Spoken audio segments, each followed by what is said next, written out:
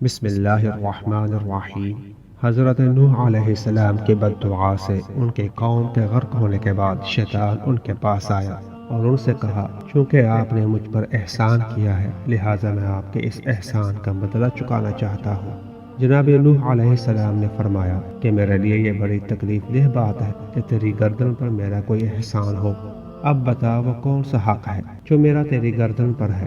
شیطان نے کہا، آپ نے اپنی قوم کے بارے میں بد دعا کی اور خداوند عالم نے انہیں غرق کر دیا۔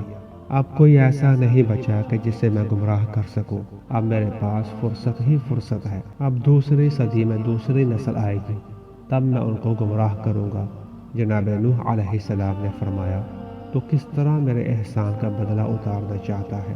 شیطان نے بقول خود جناب نوح علیہ السلام کا جو حق اس کی گردن پر تھا اسے ادا کرنے کے لیے چند جملے کہے۔